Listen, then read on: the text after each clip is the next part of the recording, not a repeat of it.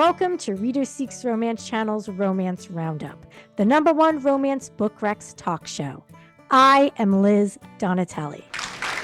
And I'm Libby Kay, author of the sweet romance series Buckeye Falls and the upcoming When Sparks Fly. Today, Libby geeks out over our special guest, B.K. Borison. B.K. Borison is the author of cozy contemporary romances featuring emotionally vulnerable characters and swoon-worthy settings. Fans of Romance Roundup have heard Libby repeatedly gush over B.K.'s Lovelight series. Libby gets her chance to chat with B.K. about her work, including recent release, First Time Caller, a Sleepless in Seattle-inspired love story in her new Heartstrings series. And B.K. shares her romance book recs. Watch Romance Roundup on Reader Seeks Romance Channel and subscribe on YouTube. Listen to Romance Roundup on PodBean and all podcast apps. Hello, Libby. Hello, Liz. And welcome, B.K. Hello, thank you for having me. Thanks so much for joining us. Well, Libby, you've been waiting for this moment. So early happy birthday to you, because your birthday, oh my God, it's coming up. Yeah, we don't have to talk about the number. Thanks again for joining us, BK. This is such a thrill. Not to show how much of a fan I am, but I actually have your original Lovelight Farms from 2021. For those of you that are not watching, it's the original cover, and I absolutely love it. So we will talk about your new release, First Time Caller, which congratulations on making the New York Times bestseller list. That's very exciting. And well-deserved, obviously. Wild day, for sure. Yeah. It must have felt surreal, I'm guessing. My editor called right when I was leaving to take my daughter to her swim lessons. And my daughter did not care that I was having a career milestone. And she just kept being like, my editor was like freaking out. And my daughter was like, Mom, can I have this fun dip? Can I have this fun dip? I was just like, they still make fun dip? That's amazing. I know. Who would have thought? So it was me arguing with my daughter about fun dip while my editor was like, you made the New York Times. And I was like, great, but my daughter can't have fun dip right now. Please tell me you will rework that somehow into a scene in the future. Oh, the kids know how to humble you, that's for sure. Mm-hmm. They love to knock you down a peg or two. I like how your takeaway from that was they still have fun dip? Well, yeah, I mean, I haven't thought about fun dip in like 20 years. I don't know where she got the fun dip from either. Yeah, that's like such a core memory of going to the swimming pool, like, you know, in the late 80s, early 90s. So I'm just, anyway, so back to the reason we're here, not just fun dip. Obviously, I'm obsessed with Lovelight Farms. And so what was your inspiration to write that series? Was there something with the holidays? Were you just a fan of Christmas tree farms? Like what kind of got that spark going for you? So when I wrote Lovelight Farms, it was my first, like, I had written fan fiction for years and years and years. And it was the first time I was like, I'm going to try and do something original and just see how it goes. And I knew I wanted to write a holiday book because I love Christmas. And it felt like at the time, like if I wrote a holiday romance, it felt like if I picked something really, really like niche, then I felt like I had a better chance at like marketing towards that and standing out. So that was like the thought process behind Christmas. And then I was thinking about the whole series. Like I started writing it and I was thinking about the whole series. I was like, it'd be great if I just did one book for each season at the farm. So that was like the premise for the series. But honestly, like the thinking behind Lovelight was like, it was the depths of COVID. My husband is a physician, so I never saw him. We had just had a baby. So it was me and this baby alone in COVID all the time. And so I really wrote Lovelight out of a place to like create a comfortable place for me to disappear to, some place that felt safe and like warm. And it was purely a selfishly driven project where I was like, I'm just going to do it for me and we'll see what happens. I had no goal. I had no expectations. And then I self-published it. And it did really well that year. And then it did even better the next year. So I've had a really wild couple years from like being like, oh, this is something I'm going to try to a whole career out of it. Like it's just wild. I still the New York Times call, I was like, I just can't believe it. I'm still floating in a sea of disbelief over everything that's happened. As you should. And I saw that First Time Caller was a Book of the Month pick as well. So I have like four That, copies now because I'd already bought it for our book club. And I'm just like, I'll just keep collecting them. that was wild too. It feels like this book was just like First Time Caller was like the right book at the right time. Hmm. When they picked the Book of the Month books 2 months before the month, I think, and my agent called because she got the news and she was like, it's a Book of the Month pick. And I was like, it was just not registering in my brain. I was like an add-on? She was like, no, like it's a selection. I was like, like they're recommending it? She was like, no, like it's it's just like, come on, walk with It's me the here. romance pick. I'm having trouble believing this is something I get to do. So I feel so lucky for all of it, but it's Mhm. been fun for sure. Well, very well deserved because just cannot get enough of your books. Before we get into how much I love First Time Caller, I have to ask, and I know this is like picking your favorite children, out of the four Lovelight books, and for those of you who aren't familiar with the series in order, it's Lovelight Farms is first, followed by In the Weeds, Mixed Signals, and Business Casual. I know it's impossible to pick. Is there a couple that you had more fun writing if you don't want to say who was your favorite? I'll say who's my favorite, and I'll say who was the most fun to write. My favorite is Lovelight Farms, Luca and Stella, because it's Mhm. the thing, it started everything for me. And that writing experience was so unique because I didn't have any expectations. I was just like, I'm gonna do this to have fun. And so Mhm. every book since, there's been expectations and there's been voices in my head and certain goals to meet and yada, yada, yada, yada, yada. So that book was special because it was purely 100% for me.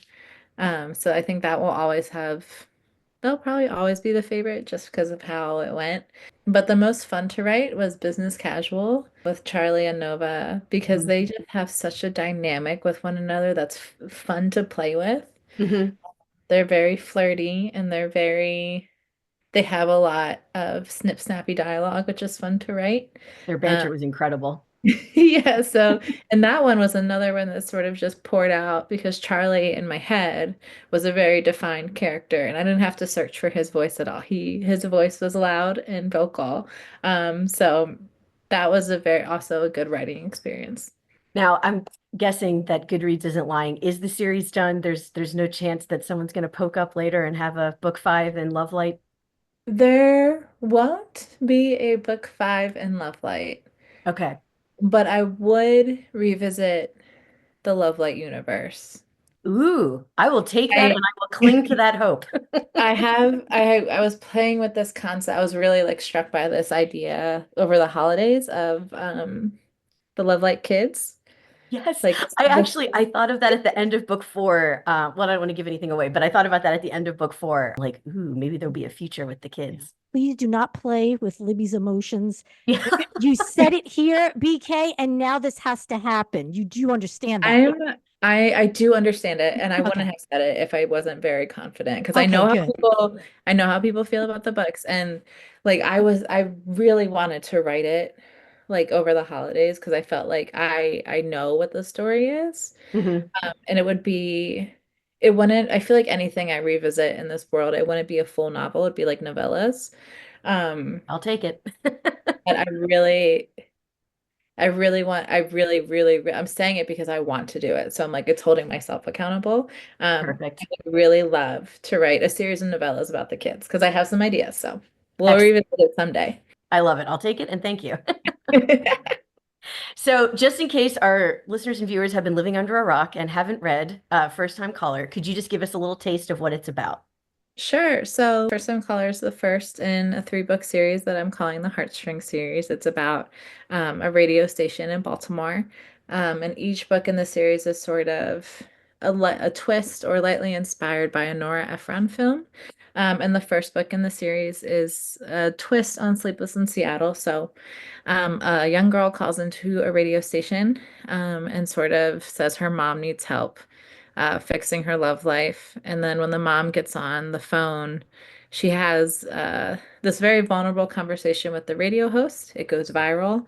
And then the radio host is sort of reluctantly pulled into helping this woman find her happily ever after. And of course, those two uh, sort of find a different ending than the one that's plan for them. So yeah, that's first time caller. Oh, well, it is amazing. And I love the Sleepless in Seattle connection. So I'm curious, and again, it's impossible to pick favorites, but I guess this is a hard-hitting show now, Liz. Um, was there anything about Sleepless in Seattle as one of Nora Ephron's movies that you're like, this has to be the first in the series? And are the other ones going to also follow Nora Ephron books or movies? So Sleepless in Seattle is my favorite movie of all time. It's my comfort movie. Sleepless in Seattle was the first movie I saw that the writing touched me deeply. The monologue specifically, where Tom Hanks is talking about magic and about his wife, and like the line where he says, "It was a million little things that when you put them all together, you just knew." Tell me I'm what's getting, so I'm, special about your wife. Well, how long is your program? Oh, well, it was a million tiny little things that when you added them all up, it just meant that we were supposed to be together. And I knew it. And I knew it the very first time I touched her. It was like coming home. Only to know home how I'd ever known. I was just taking her hand to help her out of a car. And I knew it. It was like Magic. magic. there was something so magical about that monologue. And when I watched it, I was like, I want to make people feel this way when they're reading the books. Um, So when I say inspired by a Nora Ephron film, less plot and more, I wanted people to get the same feeling reading this book that they did watching that movie. So that was the goal. And Sleepless in Seattle is my top Nora Ephron. Mhm. Um, and yes, the other two books in the series will follow. Will be lightly inspired by a Nora Ephron film. So same thing, like same feelings and some plot similarities, but book two is a twist on When Harry Met Sally. And then book three is a twist on You've Got Mail. Oh my gosh, I'm so Oh. excited. And I hesitate sort of like saying that because people have such a deep emotional connection to these films.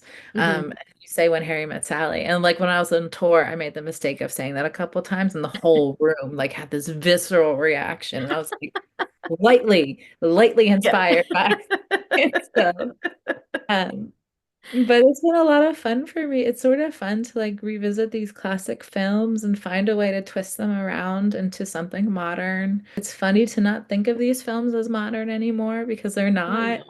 Which Makes me feel so old. Yeah, no, same here. How do you approach is your approach to writing these different than it was when you were writing the Lovelight series? Like, did you have to plot things out differently, or were there certain things you wanted to make sure you hit? I think in a way, yeah. So like I watched Sleepless in Seattle a bunch before writing First Time Caller just because I wanted, again, it to feel similar, but I also wanted like little Easter eggs for people who love the movie Mhm. to find in the book. So I think and if you've read the book, there's little things like Brooks Robinson and tiramisu. Tiramisu. What is tiramisu? You'll find out. What is it? You'll see. Some woman is going to want me to do it to her, and I'm not going to know what it is. You'll love it. Louis Armstrong, A Kiss to Build a Dream On, Magic, all those little Yep. callbacks to the film. And so that's fun for me as a writer to like have these things I can play with. And it's been the same way for the second book in the series of just looking at the source material of When Harry Met Sally and finding little tidbits in there that can sort of carry over. So it has been different from Lovelight in that way. And I think I've learned a lot about my process, and my process has like evolved so much into something more structured, where the way I build my stories out is different. It's just naturally different than the way it was before. So you touched on the Louis Armstrong song, and I have to say that when I was reading it and you mentioned it, I actually had to stop and go listen to it a couple times because I've always loved that song, Sleepless in Seattle or otherwise. And so as soon as I heard that, I was like, I had a visceral reaction, and I felt like it added to that part of the story so well with how Aiden and Lucy viewed the song so different. So I just have to say that was amazing, and you knocked it out of the park. Thank you. Yeah, it was fun. The soundtrack is so special to me. Um, just personally. This was another book. The way Lovelight was so much a book of my heart. First Time Caller is so it's so personal to me, Hmm. because Sleepless in Seattle was so important to me. And so putting it out there was a really scary thing. I was like, God, if people hate this book, it's like it feels like if someone was like, I hate this book, I'd be like, I hate you, because it feels like Yep. so much of me is in it. Yep. Uh, so it can be hard sometimes to distance yourself from people's opinions. Absolutely. Absolutely. So Lucy and Aiden are just a very well developed, tender, three-dimensional relationship, which I don't want to give anything away with the plot points, but what I do want to talk about a little is I loved, just like with Lovelight, every secondary character had a purpose and they were like in at the exact perfect moment. As a reader, it comes across that you have maybe just as much, if not more fun writing the secondary characters. How do you like when you're thinking of the plot, do they come to you like right away, or is that something where you're plugging them in after the fact? Like, how do you approach these secondary characters that just make the book 10 times better? These the secondary characters in this book especially were just like there. Like we're just they were ready. They were like sitting in the wings, ready to come hang out. And I remember when I was drafting it, I was drafting the guys at the garage, and then Patty, and then Jackson at this all the station characters. And Mhm. I had a writer friend of mine read like the first couple of pages. I was like, "Are there too many other people?" Because it felt like there was just so many people coming in. And she was like, "No, this is good." And it was funny because First Time Caller was supposed to be a standalone book, Oh, I but wasn't sure. but in true me fashion, I started writing and I started writing side characters and I was like, well, I need to know what happens with him. Um, Hmm. my poor agent is always like, it'll be one, right? I'm like, no, it's now five. Yeah. Um, I don't think I really respect the writers that can do standalones because it's hard, like making a new world every book and new characters. And like for me, it's a deep comfort as a writer to go back into this world that you've already established Hmm. and hang out with people you already know. Oh, yeah, Um, absolutely. and so no, it's Yeah. it did not turn into a standalone. So, you kind of just touched on this, and this is something Liz and I talk about a lot in the show is the characters' careers and their jobs. And Mhm. sometimes it feels like there's the trap of Liz's personal pet peeve is everybody's a wedding planner or something. So the fact Yeah. that Lucy is a mechanic and Aiden works on the radio, obviously the radio needed to happen for the plot point, but what made you decide to give Lucy that job and have it be something a little, I don't want to say untraditional, but you know what I mean, a little different. Yeah. Well, one of the big things I really wanted to play with in this book too is Nora Ephron has this interview. I watched a lot of Nora Ephron discussions, talks and stuff just to like understand her perspective on Sleepless in Seattle in particular. And what she said about Sleepless in Seattle is that the romance of this film is heavily driven by the women. The women are the ones pushing it forward. And so for me with this book, I wanted the women to be the more dominant. Like I wanted the women to be driving the romance. And so Maya calls into the station and then Lucy is the one brave enough to look for her to change her love life. And Lucy is the one who's bold enough to sort of put her feelings for Aiden on the table first. Mhm. And I like the idea of Lucy having this unconventional, typically male profession, and just existing in it without it being questioned or challenged. Like I really oftentimes too, when we see women in romance novels existing in a male-dominated field, they're often defending it or Mhm. like surrounded by toxic masculinity. And I just wanted it to feel like, no, Lucy's a mechanic. She's earned her place there, and everyone just supports that. And I wanted the safety of that and the comfort of that in the book. And I didn't want to deal with the very real reality that women in Yeah. male professions are often very much challenged. And there's another scene specifically that Lucy as a mechanic was one of the things I played with as like a female driven narrative. And I like the idea too of a familiar romance trope is like the male character showing a female character how to do something, and Mhm. like, arranging their body just so and using it as an excuse to like flirt with them. So I wanted Lucy to do that for Aiden, when she was showing him how to properly throw a skee ball. Oh, I love that. That and Fun Dip are two things that are not talked about enough. Mhm. My mother is a huge always took us to play skee ball when we were growing up. Oh, I love it. And so it was fun for me to play with the idea of like, no, Lucy is gonna show Aiden, just like these different ways of subverting typical romance cues. Well, I loved when she showed up in the tow truck. Again, I don't want to give too much away, but I just loved Yeah. that, you knew it was going to come, but I'm like, oh, here it comes. Yeah. And then Aiden being like confusingly turned on by the tow truck. Yes, yes, Like, that was perfection. why do I feel this way about the tow truck? But I did like that Lucy was so supported in all aspects of her life. Like you managed to write a book that had conflict, but it wasn't stressful conflict. And right now in this current situation of our world, that was very welcome, I have to say. So thank you for doing that. Sometimes I read my reviews because it's good for me to know. That was another question I had, is if you did or Yeah. not, because I'm always told don't, which means I read them incessantly, but obviously you have more reviews to read. So I wasn't sure if that was something that you kept your eye on. I've always been really good at I look at reviews as market research, because it's good for me as the author to know what is resonating and what is not resonating. Mhm. Of course, there are sometimes reviews that I'm like, that sucks that you said that or you feel that way because that's not what I wanted you to feel. Yeah, But if I've learned anything, it's that every reader carries their own stuff into a book, and oh, yeah. you can't make everyone happy, so it's fine. But a common thing in reviews or feedback I get is that I have very low stakes romance, and the conflict is often very low stakes, and that's intentional. Like, I don't want a dramatic, like, rip your heart. There are authors who do that and they're Mhm. so good at it. It's not me. It's Yeah. never gonna be me.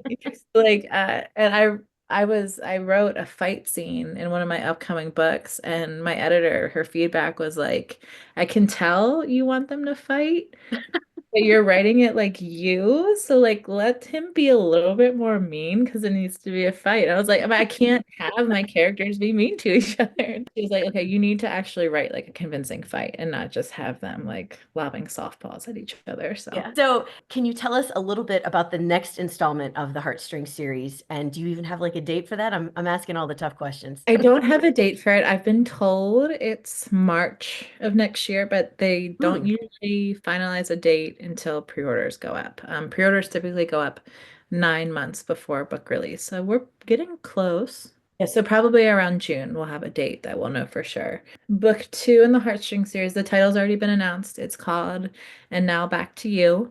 My friend Annie came up with it. She's so good.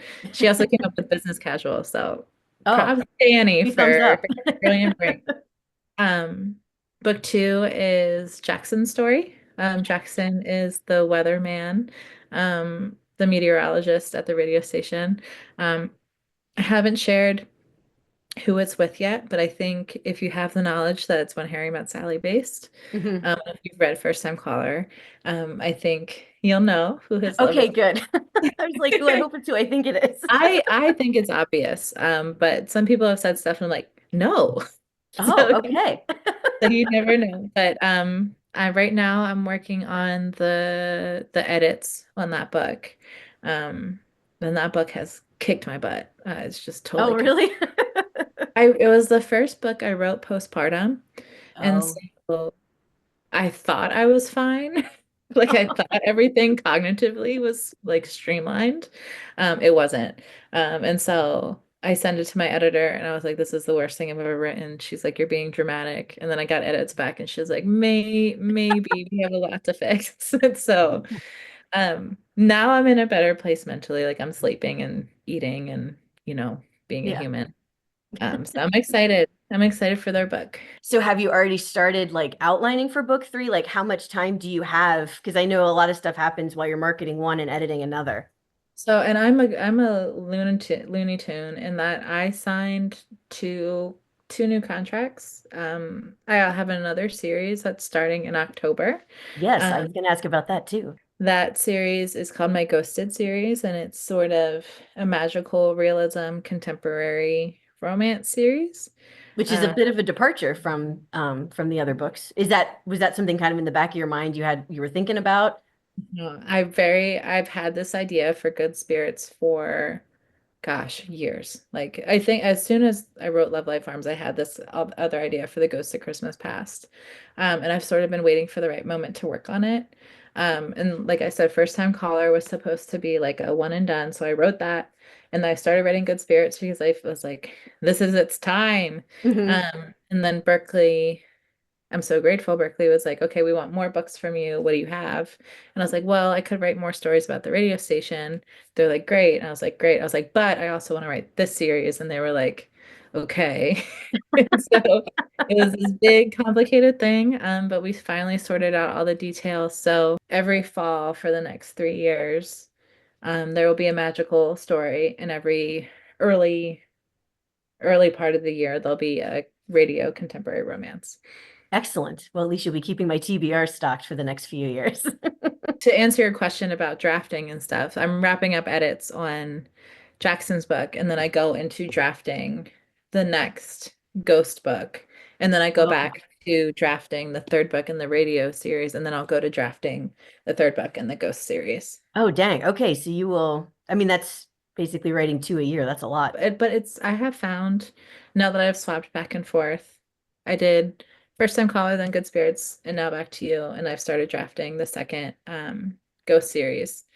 It's so good for my brain to not go from contemporary, contemporary, contemporary, contemporary, like having Oh, from contemporary to magic to contemporary to magic. It's so different that like my brain loves it. Like, my creativity is like usually I'm dust after I finish a draft. hmm. I don't want to do anything. But I get really excited to start one of the magical projects because it's so different. And then Yeah. I get excited to go back to contemporary because I'm tired of the magic. So it's nice to have the breaks for my brain. Are they going to also be dual point of view for the Good Spirit book? Yeah. Yes. So I was can you like, give us a little bit of a taste of what Good Spirits will be about? yeah, so Good Spirits is the story of a ghost of Christmas past, who gets assigned to haunt a woman for the holiday season. Except when he arrives to haunt her, she's actually really lovely and nice. And he's like, what am I doing here? And she's like, well, I certainly don't know what you're doing here. But he's bound to her for the holiday season until he can reveal whatever her past bad thing was.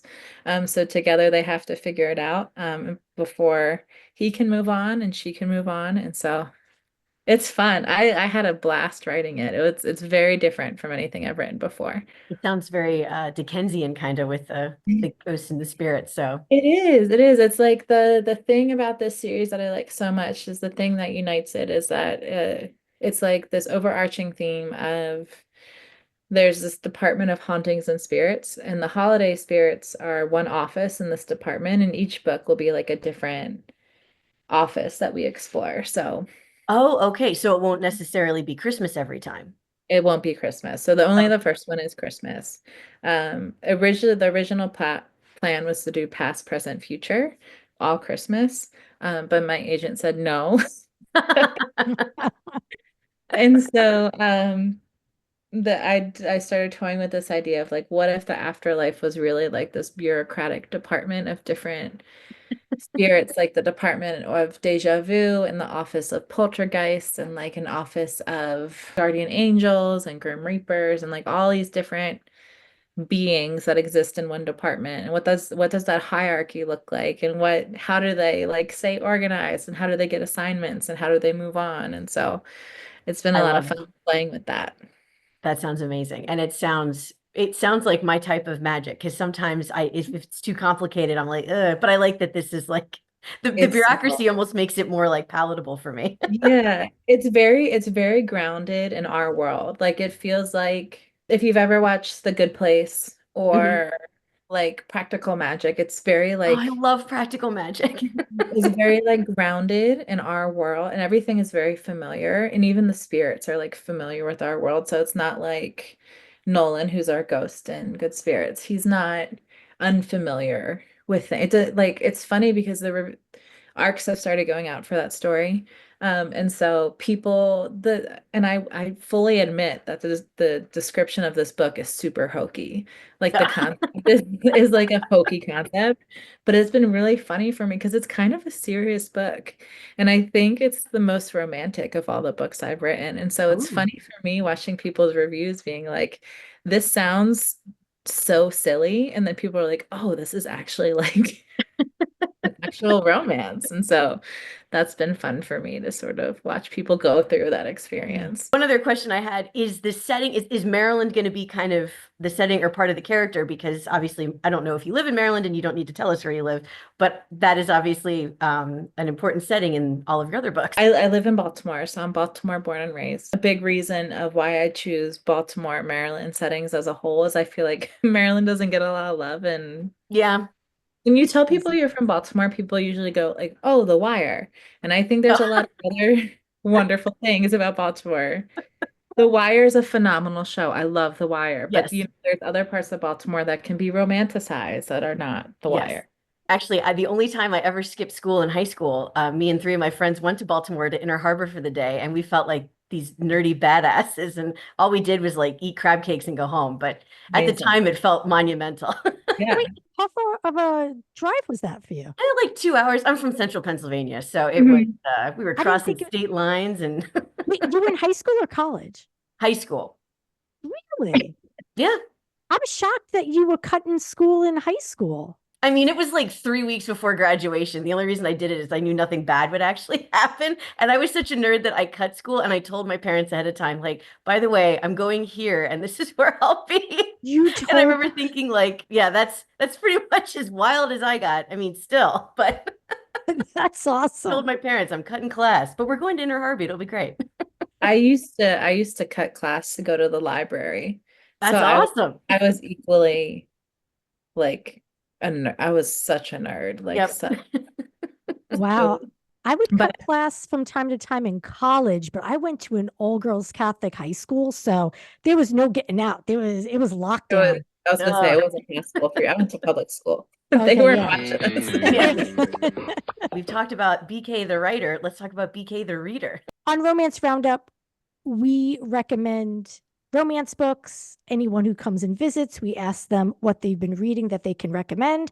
So that is what I would love to know from you.